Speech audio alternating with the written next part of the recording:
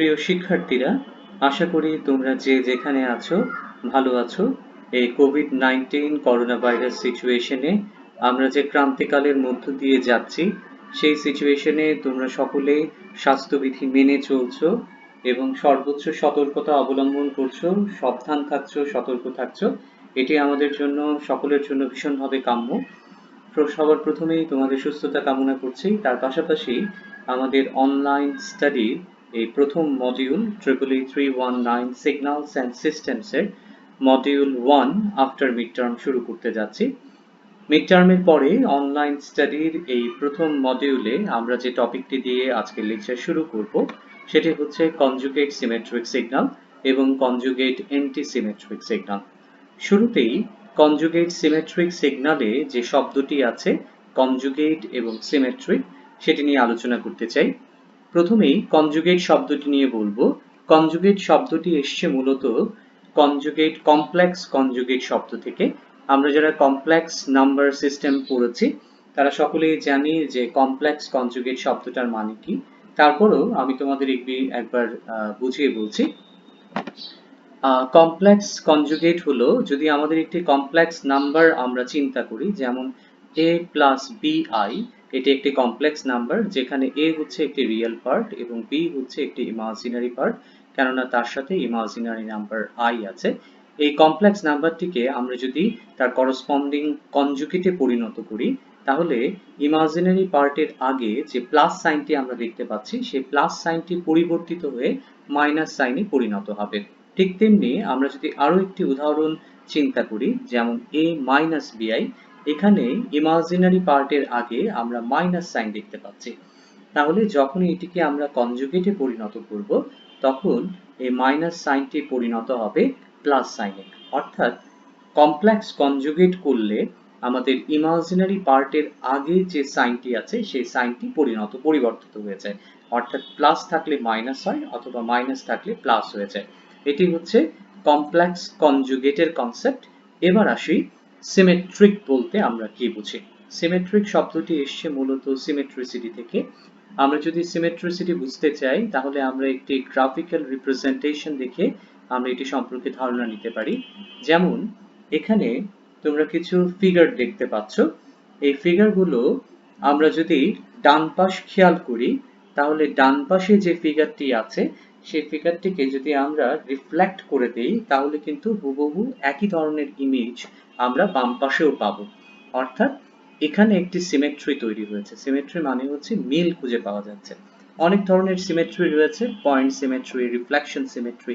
এখানে আমরা যেটা দেখছি সেটা হচ্ছে রিফ্লেকশন সিমেট্রি। এখানে আমরা একটু খেয়াল করি, এই পাশে যে ফিগারটি আমরা দেখতে পাচ্ছি এটিকে আমরা এই এক্সিসের সাপেক্ষে, এখানে একটি এক্সিস দেখতে পাচ্ছি, এক্সিসের সাপেক্ষে আমরা রিফ্লেক্ট করে দিলাম, তাহলে হুবহু একই ফিগার আমরা এখানে পাচ্ছি। এই ধরনের সিমেট্রিকে আমরা বলি রিফ্লেকশন সিমেট্রি। একটি যদি গ্রাফিক্যাল রিপ্রেজেন্টেশন দেখে আমরা দেখার চেষ্টা করি, যেমন এখানে আমরা একটি স্ট্রেট লাইন দেখতে পাচ্ছি। এই স্ট্রেট লাইনটিকে আমরা যদি রিফ্লেকশন করে দিই তাহলে এখানে একটি সিগন্যাল আমরা পাবো। তাহলে এই সিগন্যালের সাপেক্ষে এই সিগন্যালটি, অর্থাৎ এই স্ট্রেট লাইনের সাপেক্ষে এই স্ট্রেট লাইন কিন্তু সিমেট্রিক, কেননা দুটো সিগন্যালই দেখতে একই রকম। ঠিক একই রকম আমরা এখানে আরেকটি গ্রাফিক্যাল রিপ্রেজেন্টেশন দেখতে পাচ্ছি প্যারাবোলিক সিগন্যালের। তাহলে এখানে ডান পাশে যে প্যারাবোলিক সিগন্যালটা আছে সেটিকে আমরা যদি রিফ্লেক্ট করে দেই টাইম এক্সিসের সাপেক্ষে, তাহলে এই পাশের সিগন্যালটি অর্থাৎ বাম পাশের সিগন্যালটি আমরা পাবো এবং দুটি সিগন্যাল একই হবে। এই ধরনের সিমেট্রিকে আমরা বলি সিমেট্রিসিটি। তাহলে কনজুগেট সিমেট্রিক সিগন্যালে কনজুগেট শব্দটি এসছে কমপ্লেক্স কনজুগেট থেকে এবং সিমেট্রিক এসছে সিমেট্রিসিটি এই প্রপার্টি থেকে। এবার আমরা চলো দেখে আসি কনজুগেট সিমেট্রিক সিগন্যালের কন্ডিশনগুলো কি কি। কনজুগেট সিমেট্রিক সিগন্যাল হতে হলে তাকে মূলত দুটি কন্ডিশনকে স্যাটিসফাই করতে হবে। প্রথম কন্ডিশন হচ্ছে x অফ t যদি একটি সিগন্যাল হয় তবে তাকে কনজুগেট সিমেট্রিক হতে হলে এই সিগন্যালটিকে আমরা যদি কমপ্লেক্স কনজুগেট করি এবং এখানে আমরা দেখতে পাচ্ছি যে t কে রিফ্লেকশন করে মাইনাস t তে পরিণত করা হয়েছে, তাহলে দুটো সিগন্যাল সমান হবে। আমাদের এখানে যে অপারেটরটি আমরা দেখতে পাচ্ছি এই অপারেটরটি মূলত কমপ্লেক্স কনজুগেট অপারেটর, অর্থাৎ এখানে x অফ t কে আমরা যদি কনসিডার করি তাহলে x অফ t একটি কমপ্লেক্স নাম্বার, যেখানে a অফ t হচ্ছে একটি রিয়েল নাম্বার এবং bt হচ্ছে একটি ইমাজিনারি পার্ট। এই ইমাজিনারি পার্টের আগে আমরা যে একটি ইমাজিনারি নাম্বার দেখতে পাচ্ছি। এখন x অফ t কে আমরা যদি কমপ্লেক্স কনজুগেট করি তাহলে কমপ্লেক্স কনজুগেট অপারেটরটি আমরা বসালাম এবং t যে কন্টিনিউয়াস টাইম ভ্যারিয়েবল আছে সেটিকে আমরা রিপ্লেস করলাম মাইনাস t দিয়ে, কেননা আমরা জানি যে মাইনাস t মানে হচ্ছে রিফ্লেকশন। টাইম এক্সেসের সাপেক্ষে আমরা সিগন্যালটিকে যদি উল্টে দিই তাহলে রিফ্লেক্টেড সিগন্যাল পাওয়া যায়। খুব স্বাভাবিকভাবে যেহেতু আমরা t কে মাইনাস টি দিয়ে রিপ্লেস করেছি তাহলে এর রিয়েল পার্টের টি মাইনাস টি দিয়ে রিপ্লেস হবে এবং ইমাজিনারি পার্টের টিও মাইনাস টি দিয়ে রিপ্লেস হয়ে যাবে। কিন্তু এখানে আরেকটি গুরুত্বপূর্ণ বিষয় হচ্ছে, যেহেতু সিগন্যালটিকে আমরা কমপ্লেক্স কনজুগেট করেছি, সুতরাং একটু আগে দেখা দুটি উদাহরণ থেকে আমরা জানি যে ইমাজিনারি পার্টের যে সাইন চিহ্নটি ছিল সেটি কিন্তু এখন পরিবর্তিত হয়ে যাবে, কেননা এই সিগন্যালটি হচ্ছে একটি কমপ্লেক্স কনজুগেট সিগন্যাল। অর্থাৎ যেহেতু আমরা স্বীকার করে নিয়েছি যে x অফ t এবং x অফ t এর কমপ্লেক্স কনজুগেট সিগন্যাল দুটি সমান, সুতরাং সেখান থেকে আমরা বলতে পারি x অফ t এর রিয়েল পার্ট এবং x কনজুগেট মাইনাস t এর রিয়েল পার্ট দুটি সমান। একইভাবে x অফ t এর ইমাজিনারি পার্ট এবং x কনজুগেট মাইনাস t এর ইমাজিনারি পার্ট দুটি সমান। এবং এই ইকুয়েশনকে আমরা আরেকবার লিখলাম কেননা এটাই আমাদের পরবর্তীতে ভীষণ কাজে দিবে এবং এখান থেকে আমরা আরেকটি প্রপার্টি এখান থেকে ডিরাইভ করতে চাই। সেই প্রপার্টিটি হচ্ছে কনজুগেট সিমেট্রিক সিগন্যালের দ্বিতীয় প্রপার্টি। এই দ্বিতীয় কন্ডিশনে উল্লেখ করা হয়েছে যে আমাদের এই সিগন্যালের যে রিয়েল পার্টটি আছে অর্থাৎ a মাইনাস t, এটিকে কমপ্লেক্স কনজুগেট সিগন্যাল হতে হলে অবশ্যই ইভেন সিগন্যাল হতে হবে এবং এখানে যে ইমাজিনারি পার্টটি আছে b মাইনাস t, এটিকে অবশ্যই অড সিগন্যাল হতে হবে। ইভেন এবং অড সিগন্যালের কনসেপ্ট আমরা কিন্তু মিড টার্মের আগে যখন আমরা বিভিন্ন ধরনের সিগন্যালের সাথে পরিচিত হয়েছি তখন আমরা ইভেন সিগন্যাল এবং অড সিগন্যাল সম্পর্কে জেনেছি। আমরা একটু যদি রিভিউ করতে চাই তাহলে তোমাদের নিশ্চয়ই মনে আছে ইভেন সিগন্যাল হতে হলে একটি কন্টিনিউয়াস টাইম সিগন্যালের উদাহরণ আমরা দেখি। ইভেন সিগন্যাল হতে হলে তাদেরকে এই শর্ত মেনে চলতে হবে, অর্থাৎ x অফ t এই সিগন্যালটিকে x অফ মাইনাস t অর্থাৎ তার রিফ্লেক্টেড ভার্সনের সমান হতে হবে। x of t given signal যদি x অফ মাইনাস t অর্থাৎ তার রিফ্লেক্টেড ভার্সনের সমান হয় তাহলে সেটি হচ্ছে ইভেন সিগন্যাল। এবং অড সিগন্যালের যদি আমরা কন্ডিশন দেখি তাহলে x অফ t এখানে একটি গিভেন সিগন্যাল আছে x অফ t, এই সিগন্যালকে যদি x অফ মাইনাস t অর্থাৎ তার রিফ্লেক্টেড ভার্সন এবং মাইনাস দিয়ে মাল্টিপ্লাই করি অর্থাৎ অ্যামপ্লিটিউড স্কেলিং করি, নেগেটিভ অ্যামপ্লিটিউড দিয়ে মাল্টিপ্লাই করি, তাহলে যে সিগন্যাল তৈরি হবে অর্থাৎ এই নিচের এই সিগন্যালটি দুটি যদি সমান হয়, সেম হয় অথবা ইকুয়াল হয় তবেই সেটিকে আমরা বলবো অড সিগন্যাল। তাহলে এখান থেকে আমরা ইভেন এবং অড সিগন্যালের একটি ধারণা পেলাম। এবার আমরা চলে আসব কনজুগেট অ্যান্টিসিমেট্রিক সিগন্যালে। সবার প্রথমে একইভাবে আমরা কনজুগেট অ্যান্টিসিমেট্রিক সিগন্যালের উদাহরণে যাব। x of t should be equal to minus x conjugate minus t। এখানে আমরা একটি পার্থক্য লক্ষ্য করছি, কনজুগেট সিমেট্রিক সিগন্যালের এখানে মাইনাস চিহ্ন ছিল না, কিন্তু কনজুগেট অ্যান্টিসিমেট্রিক সিগন্যালে এই মাইনাস সাইনটি অ্যাড করা হয়েছে।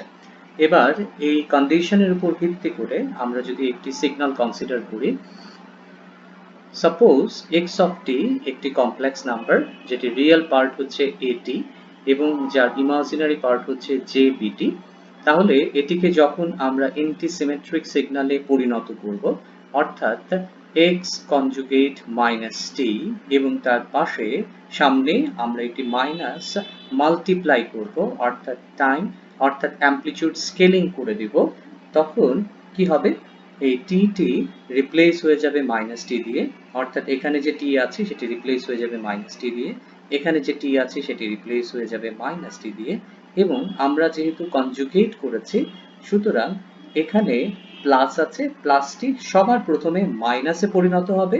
তারপরে আমরা যেটা করছি সেটি হচ্ছে এটিকে মাইনাস দিয়ে মাল্টিপ্লাই করছি, -1 দিয়ে মাল্টিপ্লাই করায় এখানে যে প্লাসটা আছে সেটা প্লাসটা মাইনাস দিয়ে মাল্টিপ্লাই হয়ে গেল, অর্থাৎ এটি হয়ে গেল মাইনাস এ মাইনাস টি। এবং কনজুগেট করার কারণে এখানে যে প্লাস সাইনটি মাইনাস হয়ে গিয়েছিল সেটি কিন্তু মাইনাসের সাথে এই মাইনাসের সাথে মাল্টিপ্লাই হয়ে আবার প্লাস হয়ে গেল, অর্থাৎ এটি হচ্ছে conjugate antisymmetric signal। x of t given signal, এটিকে আমরা যখন conjugate antisymmetric signal এ পরিণত করলাম তখন আমরা আউটপুটে এরকম একটি সিগন্যাল পাবো -a - t plus j b - t। এখানে আমাদের যে given signal আছে সেই given signal এবং anti conjugate signal দুটি সমান যেহেতু আমি ধরে নিয়েছি, সুতরাং x of t এর রিয়েল পার্ট এবং x of minus x conjugate minus t এই রিয়েল পার্টটি সমান হবে। ঠিক একইভাবে x of t এর ইমাজিনারি পার্ট এবং minus x conjugate minus t এর ইমাজিনারি পার্টটি সমান হবে। এই কন্ডিশনকে মাথায় রেখে আমরা আমাদের দ্বিতীয় কন্ডিশনে চলে যাব, অর্থাৎ ইভেন এবং অড সিগন্যালের যে দ্বিতীয় কন্ডিশনটি রয়েছে সেই কন্ডিশনটি ছিল কনজুগেট সিমেট্রিক সিগন্যালের ক্ষেত্রে কন্ডিশনটি ছিল আমাদের প্রথম যে পার্ট অর্থাৎ রিয়েল যে পার্টটি আছে সেই রিয়েল পার্টটি হতে হবে ইভেন এবং ইমাজিনারি পার্টটিকে হতে হবে অড সিগন্যাল। কিন্তু এখানে এসে কনজুগেট অ্যান্টিসিমেট্রিক সিগন্যালে এসে আমরা আরেকটি পার্থক্য খেয়াল করছি, সেটি হচ্ছে এখানে রিয়েল পার্টটি হয়ে গেল অড সিগন্যাল এবং যে ইমাজিনারি পার্টটি আছে সেটি হয়ে গেল ইভেন সিগন্যাল। অর্থাৎ একটি সিগন্যালকে কনজুগেট অ্যান্টিসিমেট্রিক সিগন্যাল হতে হলে তার রিয়েল পার্টটিকে অবশ্যই হতে হবে অড সিগন্যাল এবং ইমাজিনারি পার্টটিকে হতে হবে ইভেন সিগন্যাল। এবার এই কন্ডিশনগুলোর উপর ভিত্তি করে আমরা কিছু উদাহরণ দেখলে কনজুগেট সিমেট্রিক এবং কনজুগেট অ্যান্টিসিমেট্রিক সিগন্যাল সম্পর্কে আরো স্পষ্ট ধারণা পাওয়া যাবে। সবার প্রথমে আমরা চলে আসছি, এখানে আমরা চারটি উদাহরণ কনসিডার করেছি, x1 x2 x3 x4 এখানে চারটি সিগন্যাল দেয়া আছে। সবার প্রথমে আমরা প্রথম সিগন্যাল অর্থাৎ x1t কনসিডার করতে চাই। x1t তে আমরা যদি খেয়াল করি তাহলে প্রথমেই দেখব আমাদের যে রিয়েল পার্ট অর্থাৎ t স্কয়ার আছে এবং ইমাজিনারি পার্ট হিসেবে আছে sin t। আমরা যদি দুটো সিগন্যাল কনজুগেট সিমেট্রিক এবং কনজুগেট অ্যান্টিসিমেট্রিক সিগন্যালের কন্ডিশন দ্বিতীয় কন্ডিশনের কথা মনে করি, ইভেন এবং অড পার্ট যেটি নিয়েছিল, তাহলে সেটা যদি আমরা খেয়াল করি তাহলে এখানে t এর পাওয়ার হচ্ছে একটি ইভেন নাম্বার, তাহলে এটি হচ্ছে একটি ইভেন সিগন্যাল এবং আমাদের যে ইমাজিনারি পার্ট আছে সেটি কিন্তু sin t। আমরা একটু মনে করে দেখি যে sin t মূলত একটি অড সিগন্যাল। তাহলে প্রথমে যে পার্টটি পাচ্ছি ইভেন সিগন্যাল এবং প্রথমে আমাদের ইভেন সিগন্যালটি হিসেবে আছে হচ্ছে রিয়েল নাম্বার, রিয়েল পার্ট যেটি সেখানে আমরা পাচ্ছি একটি ইভেন সিগন্যাল এবং ইমাজিনারি পার্ট যেটি সেখানে আমরা পাচ্ছি একটি অড সিগন্যাল। এটি কোন কন্ডিশনকে স্যাটিসফাই করে? এটি কনজুগেট সিমেট্রিক সিগন্যালকে স্যাটিসফাই করে। এবার আমরা চলে আসব 3 নাম্বার উদাহরণে x3t তে। এখানে আমরা দেখতে পাচ্ছি যে রিয়েল পার্ট হিসেবে দেওয়া আছে 2 cos t প্লাস আমাদের ইমাজিনারি পার্ট হিসেবে দেওয়া আছে t কিউব। আমরা আবার একটু মনে করে দেখি, cos t কিন্তু একটি ইভেন সিগন্যাল এবং এখানে t এর পাওয়ার হচ্ছে 3, সুতরাং এটি হচ্ছে একটি অড সিগন্যাল। তাহলে প্রথম পার্ট অর্থাৎ রিয়েল পার্টটি আমরা একটি ইভেন সিগন্যাল পাচ্ছি এবং আমাদের যে ইমাজিনারি পার্টটি আছে সেটি কিন্তু একটি অড সিগন্যাল। এটিও কনজুগেট সিমেট্রিক সিগন্যালের কন্ডিশন স্যাটিসফাই করে, সুতরাং এটি একটি CSS সিগন্যাল। পরবর্তীতে আমরা x4t তে চলে যাব। x4t তে আমরা দেখতে পাচ্ছি যে আমাদের রিয়েল পার্টটি একটি অড সিগন্যাল এবং আমাদের ইমাজিনারি পার্টটি একটি ইভেন সিগন্যাল। এটি কিন্তু মূলত কনজুগেট অ্যান্টিসিমেট্রিক সিগন্যালের কন্ডিশন যেটি এখানে স্যাটিসফাই করছে, সুতরাং এটি একটি CASS। বাকি থাকলো আমাদের দ্বিতীয় উদাহরণ x2t। এখানে আমরা দেখতে পাচ্ছি আমাদের রিয়েল পার্টটি হচ্ছে সাইন টি, এটি হচ্ছে একটি অড নাম্বার অথবা অড সিগন্যাল, এবং আমাদের এখানে ইমাজিনারি যে পার্টটি আছে এটিও কিন্তু একটি অড সিগন্যাল। তাহলে এখানে আমাদের রিয়েল পার্ট এটিও অড এবং ইমাজিনারি পার্ট এটিও কিন্তু একটি অড সিগন্যাল। সুতরাং এটি কোনো সিগন্যালের কন্ডিশন অর্থাৎ কনজুগেট সিমেট্রিক সিগন্যাল এবং কনজুগেট অ্যান্টি সিমেট্রিক সিগন্যাল, এই দুটো সিগন্যালের কোনো কন্ডিশনই কিন্তু স্যাটিসফাই করে না। সেজন্য আমরা এটিকে বলতে পারি এটি neither conjugate symmetric signal nor conjugate anti symmetric signal.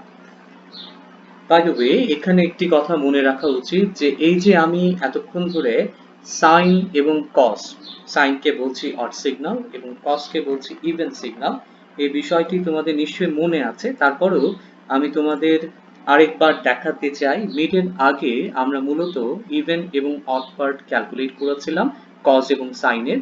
তোমাদের নিশ্চয়ই মনে আছে আমরা যখন ইভেন পার্ট ক্যালকুলেট করেছিলাম তখন কস টার্মের ক্ষেত্রে আমরা কিন্তু ইভেন পার্ট পেয়েছি, কিন্তু যখনই অড পার্ট ক্যালকুলেট করতে গিয়েছি তখন কস টার্মের ক্ষেত্রে আমরা পেয়েছি 0। তার মানে কস ওমেগা টি এটার odd part even part exist করে কিন্তু অড পার্ট এক্সিস্ট করে না বলে কস টিকে আমরা বলি ইভেন সিগন্যাল।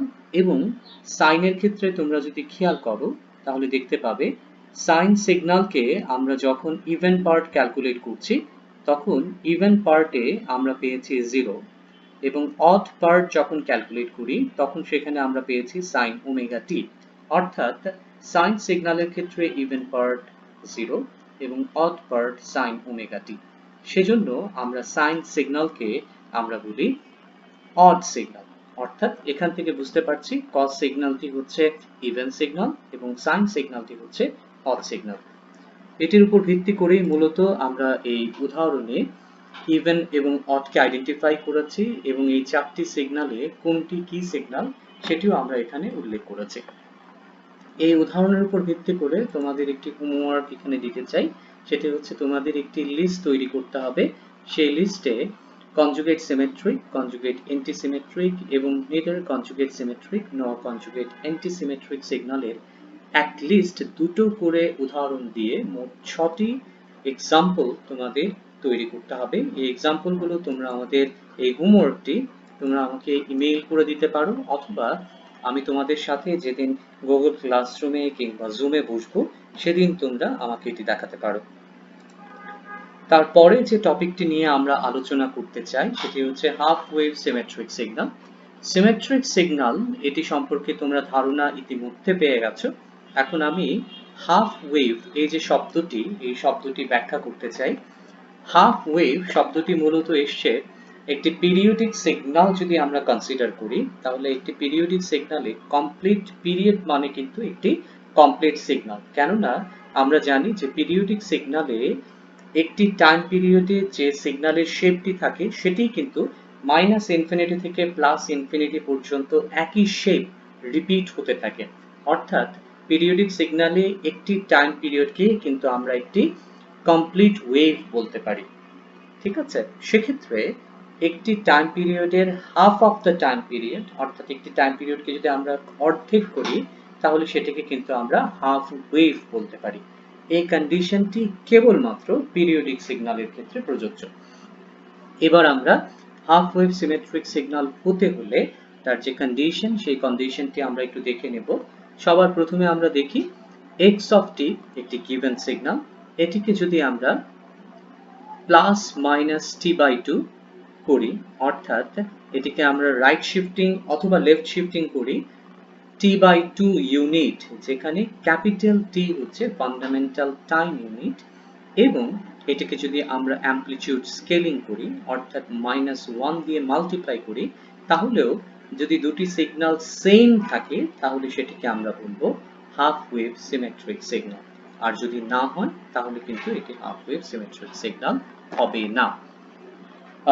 এই যে কাজটি আমরা এখানে করলাম এই কাজটি দুটি ধাপে করা যায়। স্টেপ 1 এ প্রথমেই আমরা একটি given signal x of t K consider করছি। এই x অফ t কে আমরা টাইম শিফটিং করব t বাই 2 ইউনিট, এবং আমি ইতিমধ্যে বলেছি এটিকে আমরা হয় লেফট শিফটিং করতে পারি অথবা রাইট শিফটিং করতে পারি t/2 ইউনিটে। আমরা যদি রাইট শিফটিং কনসিডার করি, আমরা ইতিমধ্যে জানি যে রাইট শিফটিং করলে ডান দিকে সরে যায় সিগন্যালটি, এবং যত ইউনিট আমরা রাইট শিফট করব সিগন্যালটি তত ইউনিট ডানে সরে যাবে, এবং আমাদের ইকুয়েশন ফর্মে আমরা এটিকে মাইনাস দিয়ে রিপ্রেজেন্ট করি, এটার কারণ তোমরা ইতিমধ্যে জানো। এবং যখন লেফট শিফট করি তখন সেটি ডান দিকে সরে যায় এবং এটিকে আমরা ইকুয়েশনে xt প্লাস t/2 ইউনিট দিয়ে প্রকাশ করি, কেননা ক্যাপিটাল t/2 ইউনিট আমি বামে সরিয়ে দিয়েছি সিগন্যালটাকে। পরবর্তীতে যে স্টেপটি আছে, অর্থাৎ এখানে আমি রাইট শিফটিং করি কিংবা লেফট শিফটিং করি, এই যে রাইট অথবা লেফট শিফটের যে ভার্সনটি, এই ভার্সনটিকে আমরা যদি অ্যামপ্লিটিউড স্কেলিং করি অর্থাৎ -1 দিয়ে মাল্টিপ্লাই করি, তাহলে এই সিগন্যালটি আমি পাই।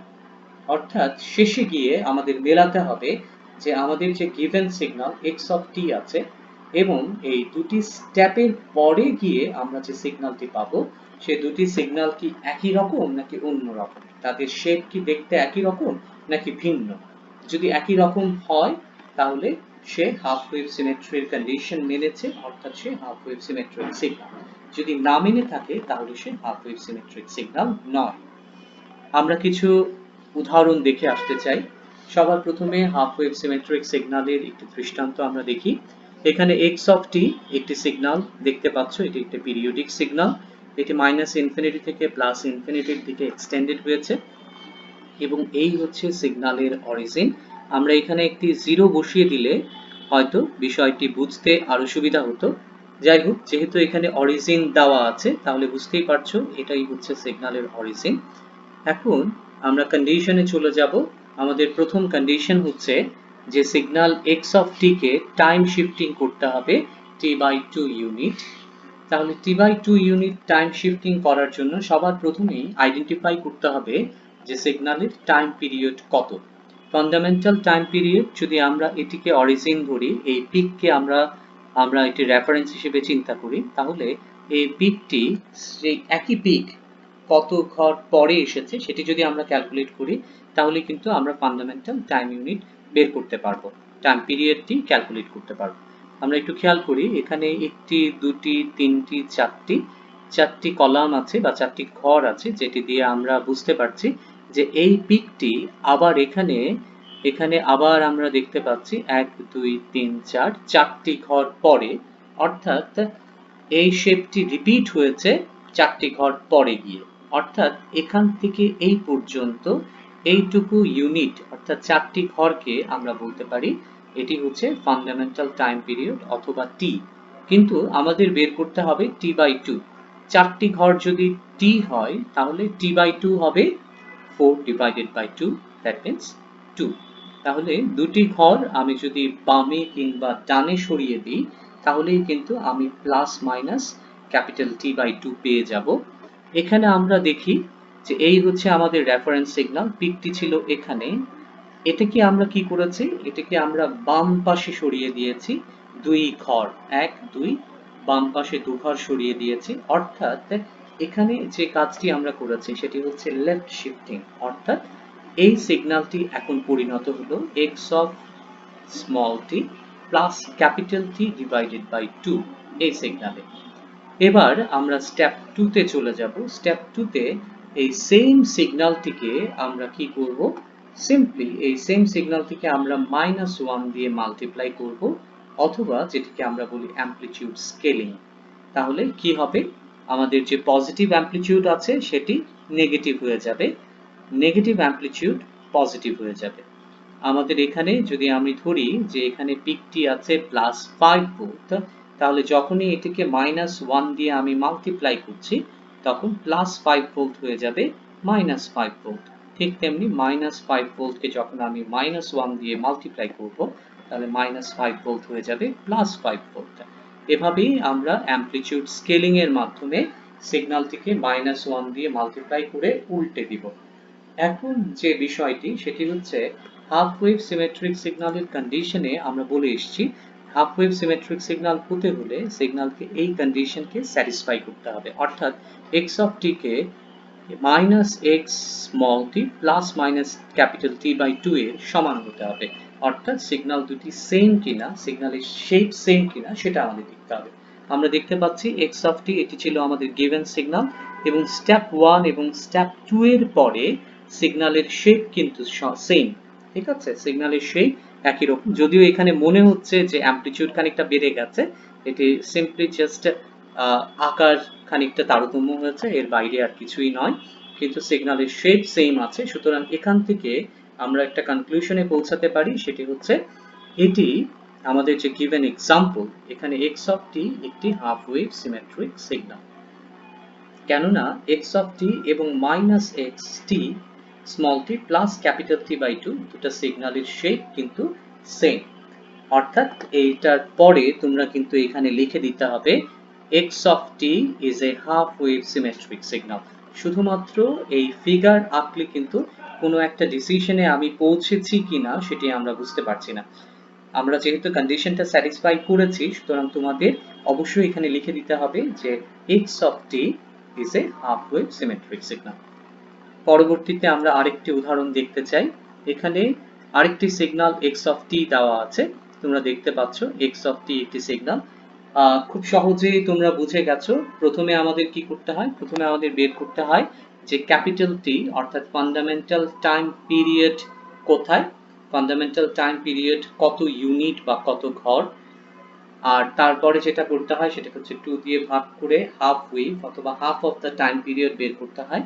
তোমরা এই সিগন্যাল থেকে ইতিমধ্যে আইডেন্টিফাই করে ফেলেছো যে এখানে আমাদের এই যে সিগন্যালটি যেটি আছে, এই সিগন্যালে এখানে একটি পিক দেখতে পাচ্ছি, এখানে একটি পিক দেখতে পাচ্ছি, এবং মাঝখানে দুটি ঘর আছে, অর্থাৎ এখান থেকে এই পর্যন্ত এটি হচ্ছে আমাদের ফান্ডামেন্টাল টাইম পিরিয়ড। তাহলে 2 ইউনিট যদি আমাদের ফান্ডামেন্টাল টাইম হয়, পিরিয়ড হয়, তাহলে half of the time period হবে 1 ইউনিট অথবা একটা ঘর।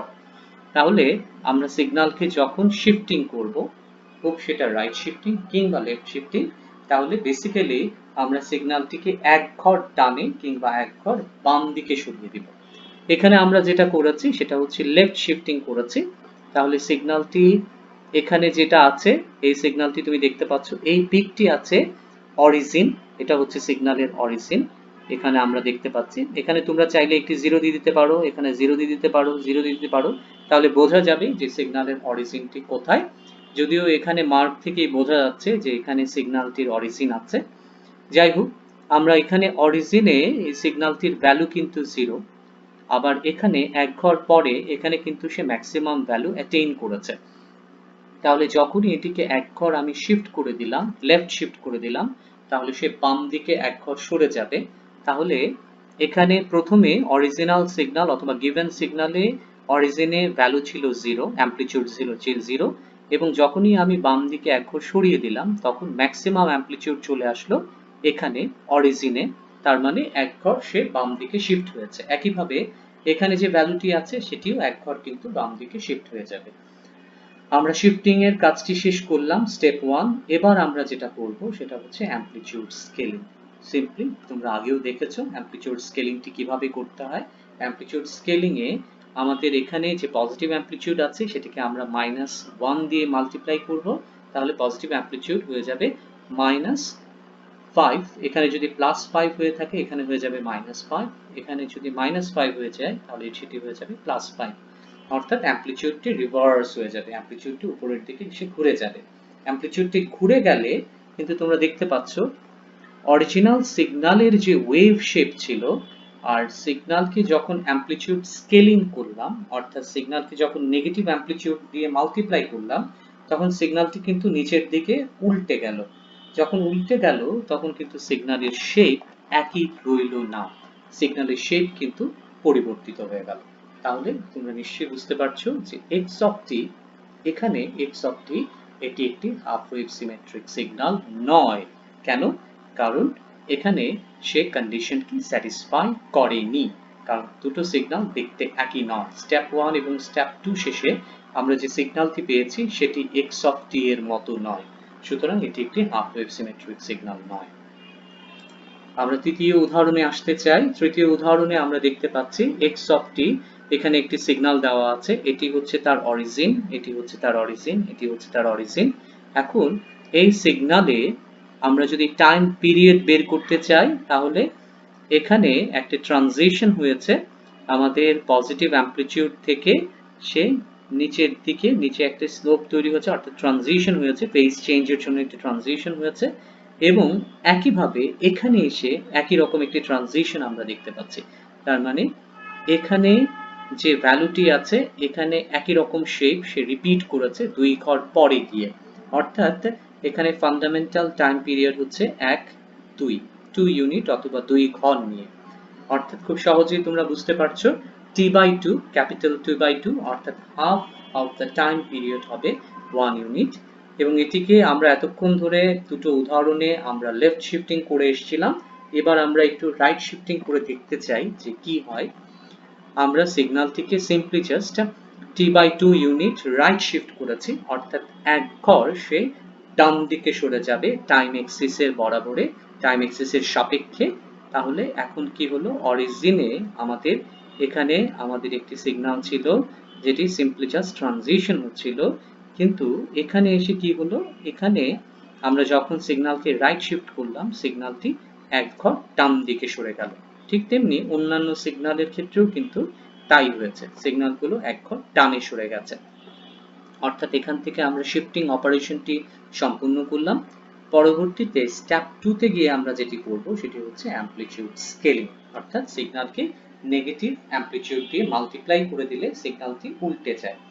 যেমনটি আমরা এখানে দেখছি যে এখানে আমাদের নেগেটিভ অ্যামপ্লিটিউড ছিল, সেটি উপরের দিকে উঠে যাবে। এই যে এখানে নেগেটিভ অ্যামপ্লিটিউড সেটা উপরে চলে আসবে, উপরে চলে এসছে।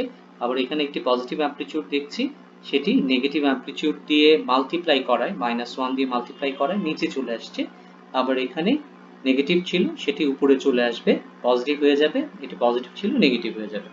এখন আমাদের উদ্দেশ্য হচ্ছে x অফ t গিভেন সিগন্যালের সাথে এই দুটি অপারেশন করার পরে যে নতুন সিগন্যাল তৈরি হয়েছে সেই নতুন সিগন্যালের মিল খুঁজে দেখা, যে দুটি সিগন্যাল সেম কিনা সেটি আমাদের খুঁজে দেখতে হবে।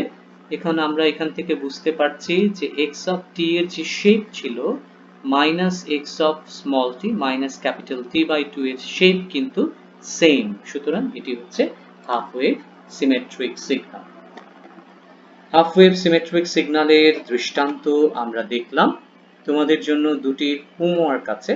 এখানে আমি x অফ t, এখানে একটি সিগন্যাল আমি রেখেছি, এটি একটি পিরিয়ডিক সিগন্যাল। কেননা হাফ ওয়েভ সিমেট্রিক সিগন্যাল হতে হলে অবশ্যই সিগন্যালকে পিরিয়ডিক হতে হবে। পিরিয়ডিক যদি না হয় তাহলে সেক্ষেত্রে ফান্ডামেন্টাল টাইম পিরিয়ড থাকবে না, অর্থাৎ half of the time period আমি শিফটিং করতে পারবো না। অর্থাৎ এখানেও একই কথা প্রযোজ্য, এখানেও আমাদের ফান্ডামেন্টাল টাইম পিরিয়ড তোমরা দেখতে পাচ্ছ উল্লেখ করে দেওয়া আছে ক্যাপিটাল টি, তাহলে capital T/2 half of the time period হবে এটুকু ইউনিট। তোমাদের যেটি করতে হবে, আমাদের প্রথম কন্ডিশন এবং দুটি কন্ডিশন অ্যাপ্লাই করে শিফটিং এবং অ্যামপ্লিটিউড স্কেলিং এই দুটি কন্ডিশন অ্যাপ্লাই করে দেখতে হবে আমাদের নতুন যে সিগন্যালটি তৈরি হলো সেই নতুন সিগন্যালটি আমাদের গিভেন সিগন্যালের মতো কিনা, অর্থাৎ দুটি সিগন্যালের শেপ একই রকম কিনা। যাই হোক, এই দুটি হোমওয়ার্ক করে তোমরা আমাকে দেখাবে, তোমরা আমাকে ইমেল করে দিতে পারো, কিংবা তোমরা আমাদের পরবর্তী যে আমাদের মিটিং হবে অর্থাৎ ক্লাস আমি যেটা অনলাইনে নিব সেই ক্লাসে তোমরা আমাকে এই সংক্রান্ত জিনিসগুলো নিয়ে প্রশ্ন করতে পারো এবং তোমাদের অ্যাসাইনমেন্টগুলো আমাকে দেখাতে পারো। পরবর্তীতে আমি চলে যাব আরো একটি টপিকে, সেটি হচ্ছে total area, average value, total energy এবং average power calculation of a signal. আজকে আমি টোটাল এরিয়া, অ্যাভারেজ ভ্যালু এবং টোটাল এনার্জি ক্যালকুলেশন এই তিনটি বিষয়ে সীমাবদ্ধ থাকব।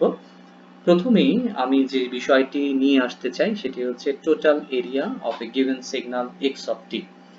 টোটাল এরিয়া ক্যালকুলেট করার জন্য আমাদের যে ফর্মুলা সেটি হচ্ছে -ইনফিনিটি থেকে +ইনফিনিটি পর্যন্ত আমার ইন্টিগ্রেট করতে হবে x অফ t, অর্থাৎ যে সিগন্যালটির টোটাল এরিয়া আমি বের করতে চাচ্ছি। তাহলে ফর্মুলাটি হচ্ছে -infinity two +infinity, integration of -infinity two +infinity. এটি আমাদের আপার লিমিট, লোয়ার লিমিট এবং আপার লিমিটের লিমিট দেওয়া আছে। আমাদের লিমিটটা দেওয়া আছে x অফ t কে আমাদের ইন্টিগ্রেট করতে হবে। একটি যদি দৃষ্টান্ত আমরা দেখি, এখানে একটি সিগন্যাল দেওয়া আছে x অফ t। এখন আমরা দেখতে পাচ্ছি x অফ t, এখানে x অফ t -2 থেকে 0 পর্যন্ত x অফ t এর ভ্যালু হচ্ছে +2 এবং 0 থেকে +2 পর্যন্ত টাইমে আমাদের ম্যাগনিটিউড অর্থাৎ ভ্যালু হচ্ছে -2।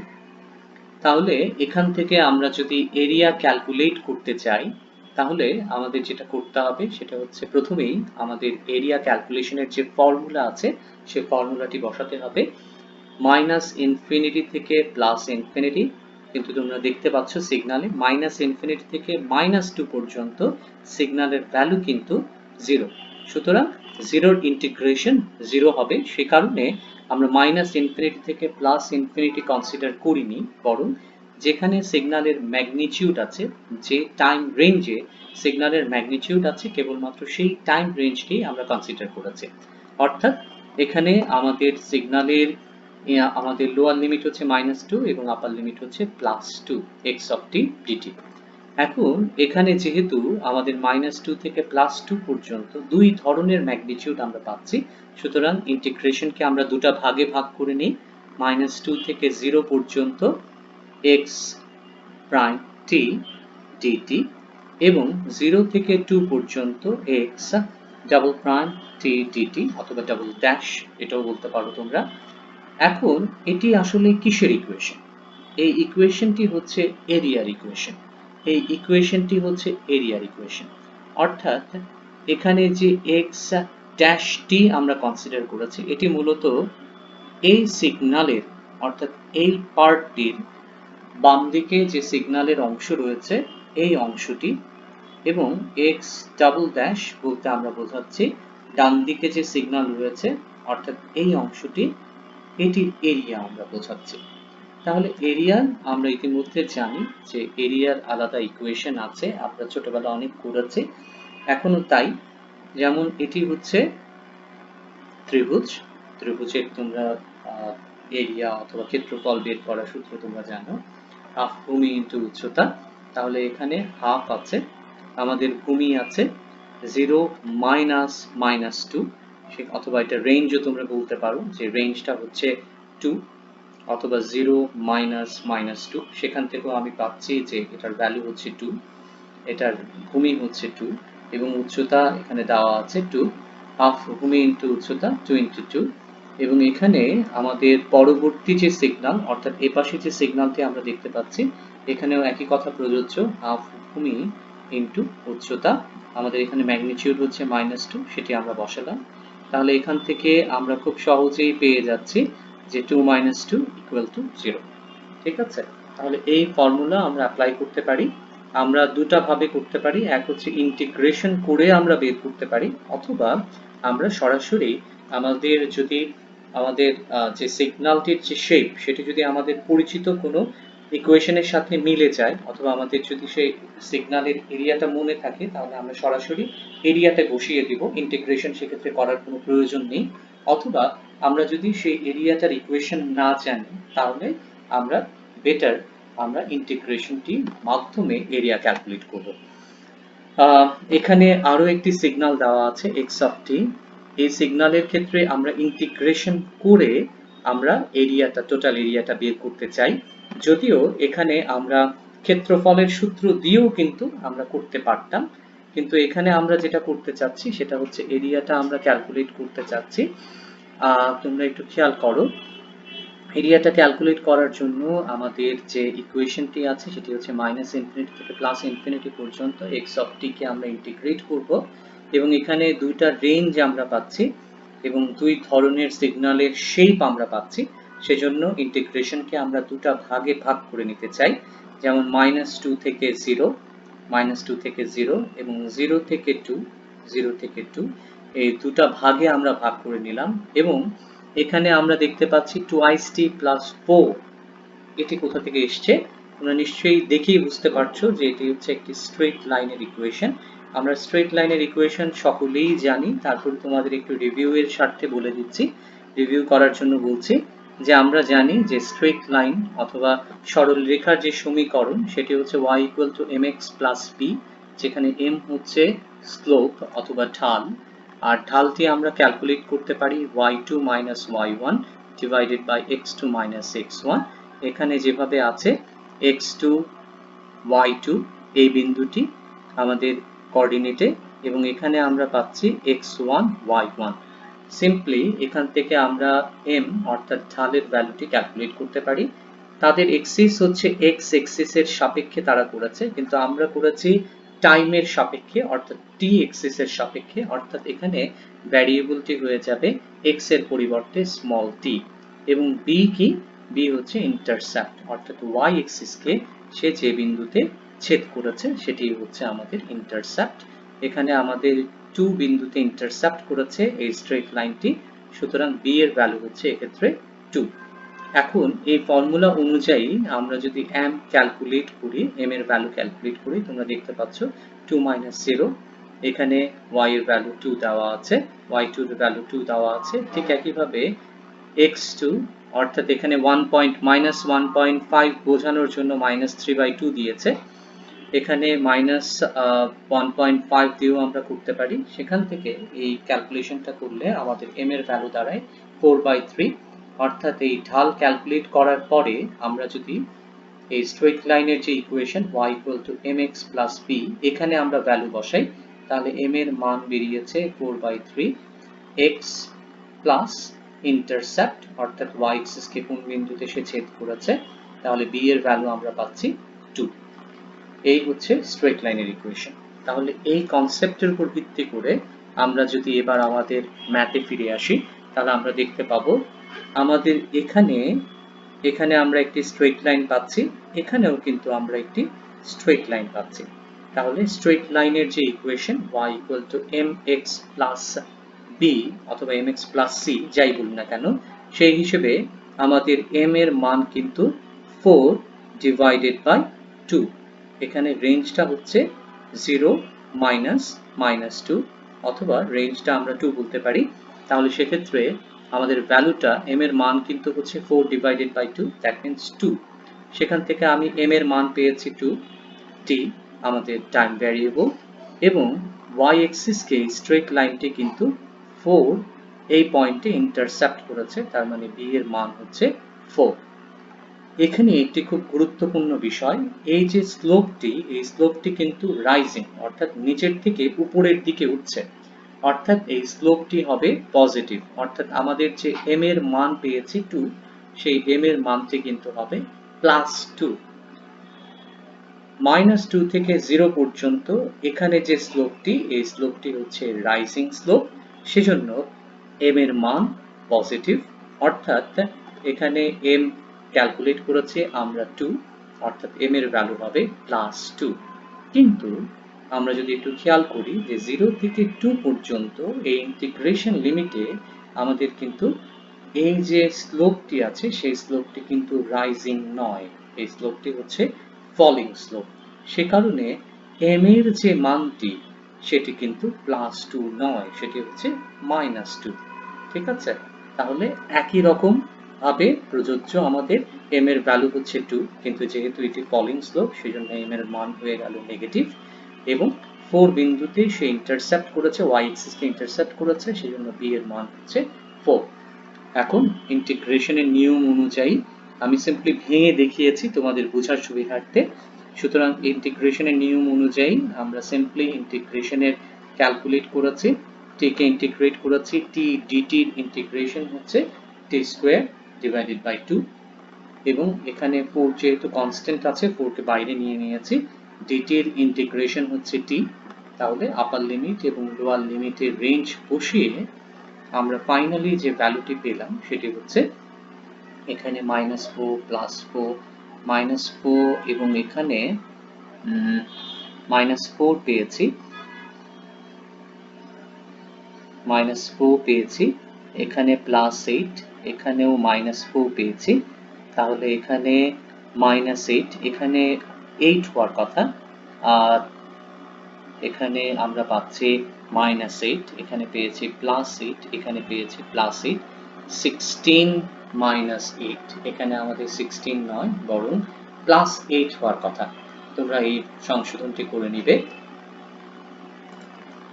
আমরা পরবর্তীতে আরো একটি নতুন টপিকে চলে যাব, সেটি হচ্ছে total area average value. Total area আমরা ইতিমধ্যে দেখেছি, এবার আমরা অ্যাভারেজ ভ্যালুর যে ইকুয়েশন আছে সেই ইকুয়েশনের সাথে আমরা পরিচিত হব।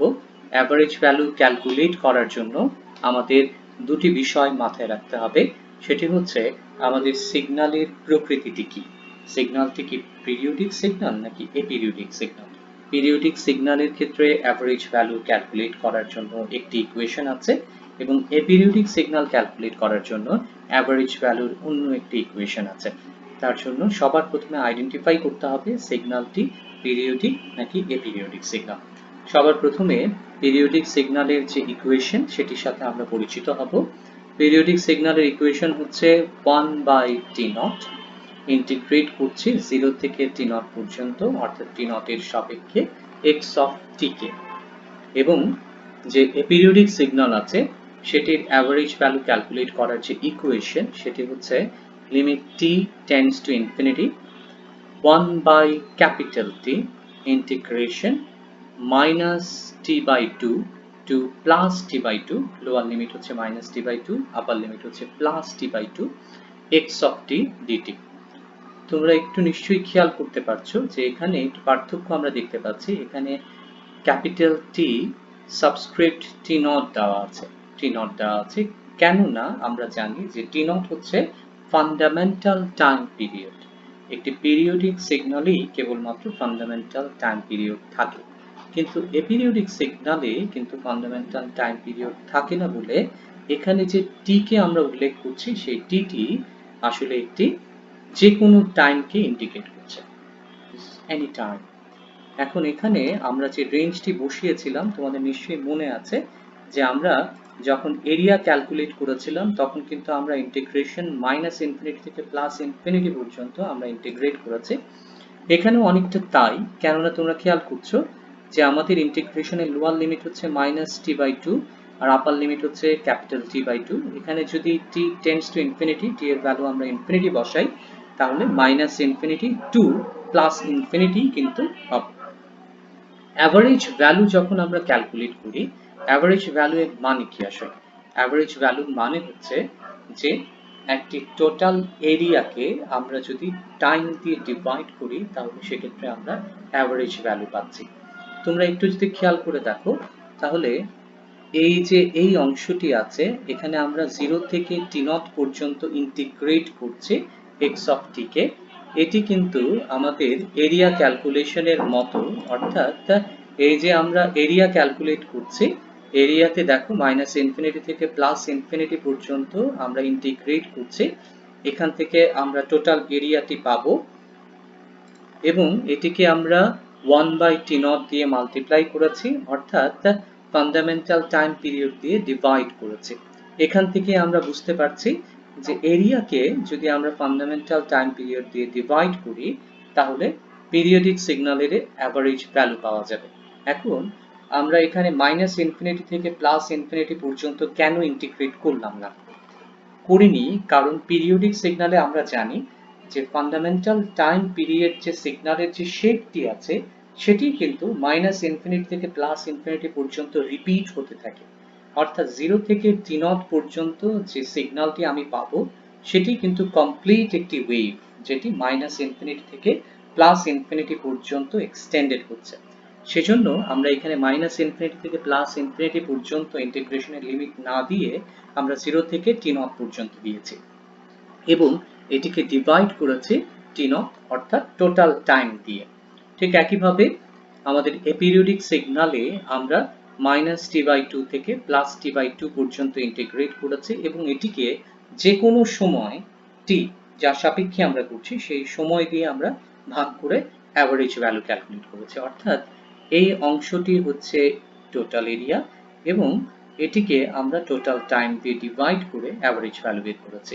এপিরিয়ডিক সিগন্যালেও একইভাবে এই অংশটি হচ্ছে টোটাল এরিয়া এবং এটিকে আমরা টোটাল টাইম দিয়ে ডিভাইড করে আমরা অ্যাভারেজ ভ্যালু ক্যালকুলেট করেছি। ইকুয়েশনটি আমরা দেখলাম, এবার আমরা চলে যাব একটি এক্সাম্পল সলভ করার জন্য। এখানে আমাদের যে সিগন্যালটি দেওয়া আছে x অফ t, তোমরা দেখতে পাচ্ছ x অফ t এখানে টাইম পিরিয়ড উল্লেখ করা আছে এবং এটি মূলত একটি এক্সটেন্ডেড হবে, -ইনফিনিটি থেকে +ইনফিনিটি পর্যন্ত এক্সটেন্ডেড হবে তোমরা বুঝতেই পারছো এটি মূলত একটি পিরিয়ডিক সিগন্যাল এবং এই যে সিগন্যালটি, এই শেপটি আমাদের অত্যন্ত পরিচিত। এটি হচ্ছে প্যারাবোলিক সিগন্যাল। আমরা প্যারাবোলিক সিগন্যাল সম্পর্কে জেনে এসেছি সিগন্যালের ডেফিনেশনে। প্যারাবোলিক সিগন্যালের যে ডেফিনেশন সেটি ছিল যে একটি সিগন্যালকে প্যারাবোলিক সিগন্যাল হতে হলে 0 থেকে পজিটিভ দিকে অর্থাৎ টাইমের পজিটিভ দিকে এফপিটি অর্থাৎ প্যারাবোলিক সিগন্যালকে হতে হবে টি স্কোয়ারের সমান, এবং আদারওয়াইজ অর্থাৎ টি টাইমের ভ্যালু যখন নেগেটিভ তখন এফপিটি প্যারাবোলিক সিগন্যালের ভ্যালু হবে 0। এই হচ্ছে আমাদের প্যারাবোলিক সিগন্যাল। এই সিগন্যালটিকে মূলত আমরা এখানে দেখিয়েছি। তাহলে অ্যাভারেজ ভ্যালু যদি আমরা ক্যালকুলেট করতে চাই এক্স অফ টি এর, তাহলে যেহেতু এটি একটি পিরিয়ডিক সিগন্যাল, প্রথমেই বলেছি যে অ্যাভারেজ ভ্যালুর দুটি ইকুয়েশন, এর মধ্যে কোন ইকুয়েশনটি আমরা বসাবো সেটি নির্ভর করছে যে সিগন্যালটি পিরিয়ডিক নাকি এপিরিয়ডিক, সেই বিষয়টি আগে নিশ্চিত হতে হবে। আমরা নিশ্চিত হয়েছি যে এটি একটি পিরিয়ডিক সিগন্যাল, সে কারণে আমরা পিরিয়ডিক সিগন্যালের যে অ্যাভারেজ ভ্যালুর ইকুয়েশন আছে সেই ইকুয়েশনটি বসালাম 1/t0 integration 0 to t0 x of t dt। এখন x of t এর মান কত? যেহেতু এটি একটি প্যারাবোলিক সিগন্যাল, সুতরাং এইমাত্র আমরা দেখেছি fpt অর্থাৎ প্যারাবোলিক সিগন্যালের ভ্যালু হচ্ছে t স্কয়ার। তাহলে এই মানটি আমরা বসালাম t স্কয়ার।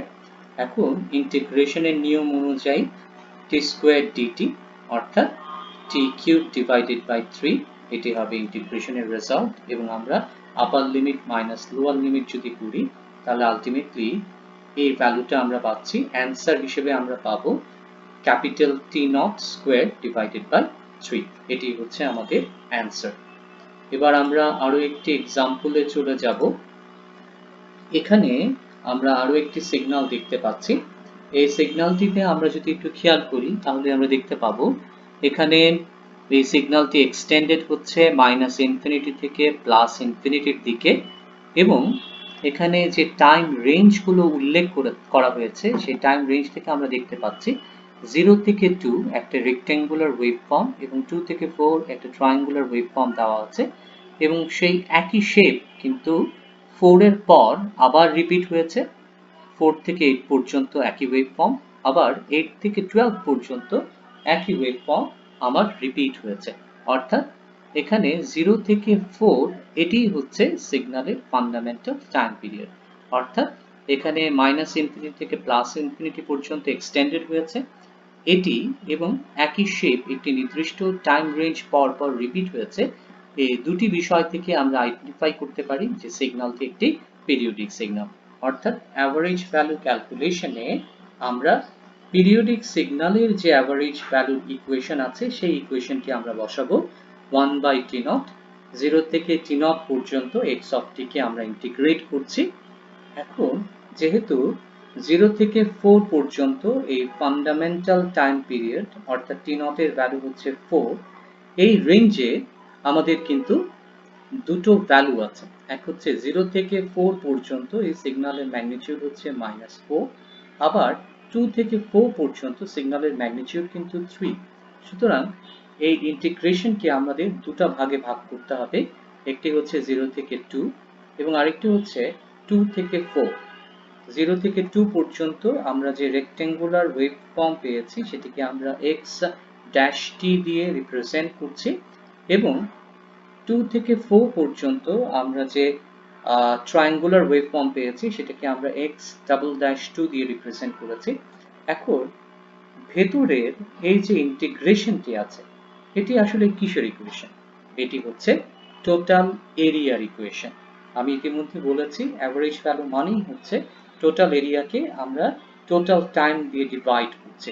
সুতরাং এই ইকুয়েশনটি হচ্ছে টোটাল এরিয়া। তাহলে এখান থেকে যেহেতু এটি রেক্ট্যাঙ্গুলার ওয়েভফর্ম, সেটিকে আমরা ইন্টিগ্রেশন না করে সরাসরি আমরা এরিয়ার ফর্মুলা বসিয়ে দিতে পারি, এরিয়াতে মান বসিয়ে দিতে পারি। তাহলে এখানে আমরা পাচ্ছি -4 × 2, যেহেতু এটি রেক্ট্যাঙ্গুলার শেপ সুতরাং দৈর্ঘ্য ইন্টু প্রস্থ। ঠিক তেমনি আমাদের দ্বিতীয় পার্টটি আছে অর্থাৎ x"t, সেখানে আমাদের ট্রায়াঙ্গুলার ওয়েভফর্ম আছে। তাহলে ট্রায়াঙ্গুলার ওয়েভফর্মে আমরা আমাদের ক্ষেত্রফলের যে সূত্রটি আছে, এরিয়ার যে সূত্রটি আছে, সেই সূত্রটি আমরা এখানে বসিয়ে দিয়ে আমরা এখান থেকে ভ্যালুটি বের করে নিতে পারি। অর্থাৎ -5/4 এটি হচ্ছে আমাদের অ্যাভারেজ এরিয়া অর্থাৎ অ্যান্সার। এখানে আমরা আরেকটি উদাহরণ দেখতে পাচ্ছি। এই উদাহরণে তোমরা একটু খেয়াল করবে নিশ্চয়ই। এই যে এখানে x অফ t এই সিগন্যালটি দেওয়া আছে, এই সিগন্যালটিকে সবার প্রথমে আইডেন্টিফাই করতে হবে যে সিগন্যালটি কি পিরিয়ডিক নাকি এপিরিয়ডিক। খুব সহজেই বোঝা যাচ্ছে এখানে একই শেপ রিপিট হয়নি। এখানে আমরা একটি স্ট্রেট লাইন দেখতে পাচ্ছি এবং এখানে আমরা অনেকটাই একটা ইউনিট স্টেপ সিগন্যালের মতো দেখতে পাচ্ছি। এখানে বেসিক্যালি ডট ডট দিয়ে বোঝানো উচিত ছিল যে এটি একটি ইউনিট স্টেপ সিগন্যাল, যেটি 0 থেকে -ইনফিনিটি পর্যন্ত এক্সটেন্ড হচ্ছে, +ইনফিনিটি পর্যন্ত এক্সটেন্ড হচ্ছে। তারপরেও এটাকে আমরা দেখেই বুঝতে পারি যে এটি একটি এপিরিয়ডিক সিগন্যাল। সুতরাং অ্যাভারেজ ভ্যালু, আমাদের এপিরিয়ডিক সিগন্যালের যে অ্যাভারেজ ভ্যালুর ইকুয়েশন আছে সেটি এখানে বসাবো আমরা, এবং এই সিগন্যালকে আমরা দুটি ভাগে ভাগ করছি। একটি হচ্ছে x' এই অংশটি, এবং আরেকটি অংশ হচ্ছে ইউনিট স্টেপ ফাংশনের যেটি সেটি। সবার প্রথমে আমরা যেটি করব সেটা হচ্ছে x' এর জন্য আমরা অ্যাভারেজ ভ্যালু বের করব। পরবর্তীতে x" এর জন্য আমরা এখানে আরেকটি অ্যাভারেজ ভ্যালু বের করব। পরবর্তীতে দুটো অ্যাভারেজ ভ্যালুকে আমরা অ্যাড করে টোটাল অ্যাভারেজ ভ্যালুটি আমরা ক্যালকুলেট করব। সবার প্রথমে চলে আসি অ্যাভারেজ ভ্যালু অফ x' অর্থাৎ এই সিগন্যালের অ্যাভারেজ ভ্যালু ক্যালকুলেশন। আমাদের নিশ্চয়ই মনে আছে যে আমাদের সিগন্যালটি যদি এপিরিয়ডিক সিগন্যাল হয়, তাহলে এপিরিয়ডিক সিগন্যালের জন্য আমাদের যে ইকুয়েশন ছিল অ্যাভারেজ ভ্যালু ক্যালকুলেশনের, সেটা ছিল limit t tends to infinity 1/t, integration করব -t/2 থেকে +t/2 পর্যন্ত x অফ t কে। তাহলে সেক্ষেত্রে আমরা যে সিগন্যালটি পাচ্ছি সেটি হচ্ছে limit t tends to infinity 1/t -2 to 0, lower limit -2, upper limit 0, এবং এটি হচ্ছে একটি straight line, rising straight line. এই ধরনের ইকুয়েশন আমরা দেখেছি 2t + 4 dt, এবং এটিকে আমরা যদি সমাধান করি তাহলে সেখান থেকে আমরা পাচ্ছি 4, এই অংশ থেকে আমরা পাচ্ছি 4, এবং এখানে বাইরে কিন্তু একটি 1/t রয়েছে। এটি হচ্ছে টোটাল এরিয়া। টোটাল এরিয়াকে আমরা টোটাল টাইম দিয়ে ডিভাইড করব। এখন এখানে t টেন্ডস টু ইনফিনিটি, যেহেতু এখানে t আছে তাহলে এখানে t এর ভ্যালু ইনফিনিটি কিন্তু বসাতে হবে। তাহলে এখানে t এর ভ্যালু যদি আমরা ইনফিনিটি বসাই তাহলে আমরা জানি 1/∞ = 0। সুতরাং এই পুরো অংশ, এই আমাদের যে -2 থেকে 0 পর্যন্ত যে ওয়েভ ফর্মটি আছে সেটির অ্যাভারেজ এরিয়া কিন্তু 0 হয়ে গেল। একটি বিষয় তোমাদের শিখিয়ে দিতে চাই, সেটি হচ্ছে এই যে এত ইকুয়েশন, এত ক্যালকুলেশন আমি করলাম, এর কিছুই প্রয়োজন হতো না যদি আমি একটু খেয়াল করতাম যে আমাদের লিমিটে ক্যাপিটাল টি রয়েছে কিনা। আমাদের লিমিটে যদি ক্যাপিটাল টি না থাকে তাহলে সব সময় মনে রাখবে আমি চোখ বন্ধ করে রেজাল্ট 0 দিয়ে দিতে পারি, অ্যাভারেজ ভ্যালু 0 দিয়ে দিতে পারি। কেন? কারণ এখানে আমাদের লিমিটে যদি ক্যাপিটাল টি না থাকে তাহলে ক্যাপিটাল টি, লিমিটে থাকা ক্যাপিটাল টি ইন্টিগ্রেশন শেষে কিন্তু এখানে আসবে না। টোটাল যে এরিয়া ক্যালকুলেট করেছি সেই টোটাল এরিয়া ক্যালকুলেশনে ক্যাপিটাল টি আসবে না, আর যদি না আসে তাহলে এই নিচে থাকা টি এর সাথে কিন্তু ক্যান্সেল আউট হবে না। যদি ক্যান্সেল আউট না হয় তাহলে কিন্তু আমরা যখন limit t tends to infinity বসাচ্ছি তাহলে obviously 1/∞ কিন্তু 0 হয়ে যাবে। অর্থাৎ আমাদের একটু খেয়াল করলেই হবে যে আমাদের লিমিটে ক্যাপিটাল টি রয়েছে কিনা সেই বিষয়টি খেয়াল করতে হবে। যদি না থাকে আমরা সরাসরি অ্যাভারেজ ভ্যালু 0 বসিয়ে দিতে পারি, কোনো সমস্যা নেই। তবে তোমাদের বোঝানোর জন্য এই অংশটা আমি করলাম। তবে তোমরা যদি ক্যাপিটাল টি পাও তাহলে ক্যালকুলেশন করো, আর যদি না পাও তাহলে ক্যালকুলেশন করার দরকার নেই, সরাসরি 0 বসিয়ে দিবে। প্রথম অংশের উত্তর আমরা পেয়ে গেছি। প্রথম অংশের আমাদের যে লিমিটটি ছিল -ইনফিনিটি থেকে +ইনফিনিটি, আমাদের ইকুয়েশন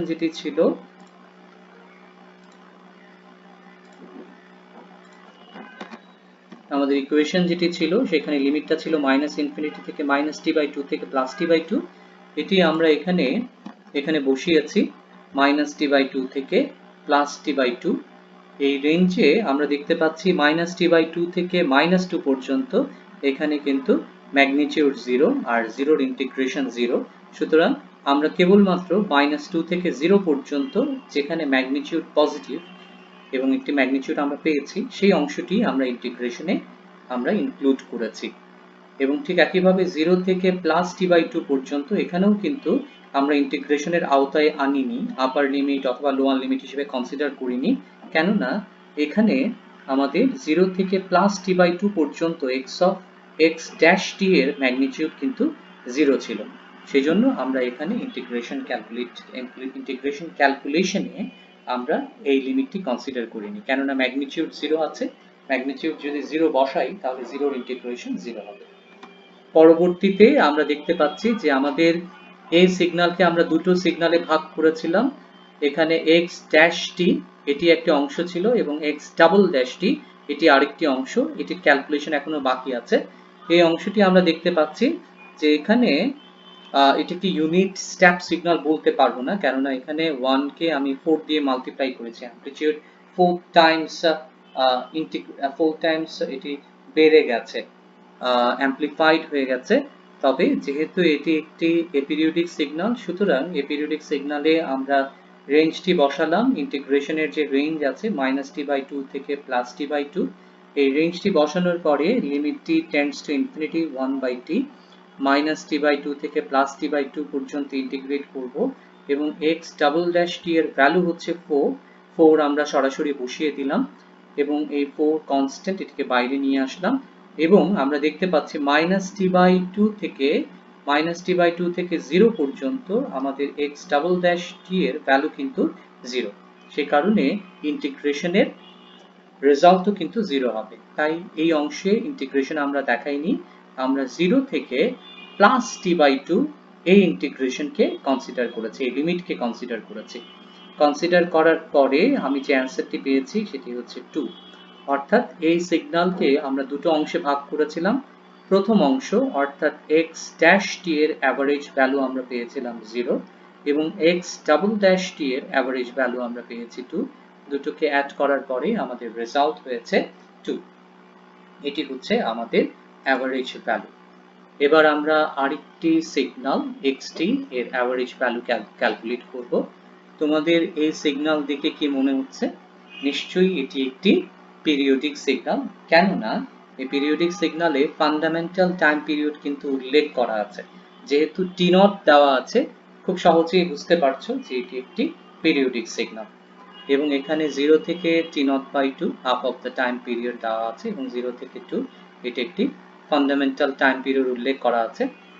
এখন এখানে আমরা যেটা করব সেটা হচ্ছে আমাদের যে সিগন্যাল পিরিয়ডিক সিগন্যালের ক্ষেত্রে অ্যাভারেজ ভ্যালুর যে ইকুয়েশন সেটি হচ্ছে 1/t0 ইন্টিগ্রেশন করব 0 থেকে t0 পর্যন্ত, 0 থেকে t0 পর্যন্ত। কিন্তু এখানে আমরা খেয়াল করছি যে 0 থেকে t0 পর্যন্ত কিন্তু ম্যাগনিটিউড লেভেল কিন্তু সেম নয়, ম্যাগনিটিউড ডিফারেন্ট। 0 থেকে t0/2 পর্যন্ত ম্যাগনিটিউড হচ্ছে 0, আবার t0/2 থেকে t0 পর্যন্ত ম্যাগনিটিউড কিন্তু a0। সেজন্য আমরা ইন্টিগ্রেশনকে দুটি ভাগে ভাগ করে নিলাম। 0 থেকে t0/2 পর্যন্ত ম্যাগনিটিউড হচ্ছে 0, আবার t0/2 থেকে t0 পর্যন্ত ম্যাগনিটিউড হচ্ছে a0। সুতরাং 0 এর ইন্টিগ্রেশন হবে 0, এই পার্টটি বাদ চলে যাবে এবং এই অংশটিকে আমরা ইন্টিগ্রেট করার পরে a0 কনস্ট্যান্ট, এটিকে আমরা বাইরে নিয়ে আসলাম এবং dt এর ইন্টিগ্রেশন হচ্ছে t, আপার লিমিট মাইনাস লোয়ার লিমিট। এটি করার পরে আলটিমেটলি আমি পেয়েছি a0/2। এটিই হচ্ছে এই সিগন্যালের অ্যাভারেজ ভ্যালু। এবার চলে আসবো আমরা আরো একটি সিগন্যালের অ্যাভারেজ ভ্যালু ক্যালকুলেশনে। অ্যাভারেজ ভ্যালু ক্যালকুলেশনে আমরা দেখতে পাচ্ছি x অফ t, এটি নিঃসন্দেহে একটি ইউনিট স্টেপ সিগন্যাল।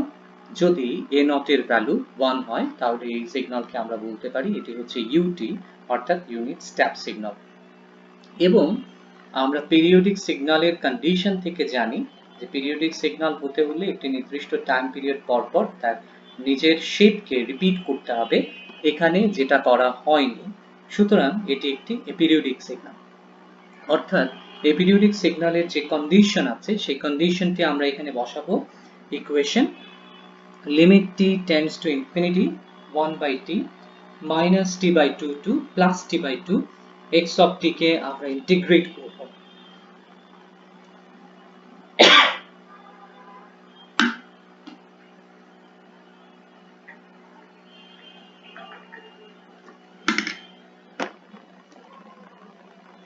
ঠিক একইভাবে আমরা দেখতে পাচ্ছি -t/2 থেকে 0 পর্যন্ত এখানে আমাদের ম্যাগনিটিউড কিন্তু 0, সুতরাং 0 ইন্টিগ্রেশন 0, সে কারণে আমরা -t/2 অর্থাৎ এই পাশে যে -t/2 আছে সেই -t/2 থেকে 0 পর্যন্ত এইটাকে আমরা কনসিডার করিনি।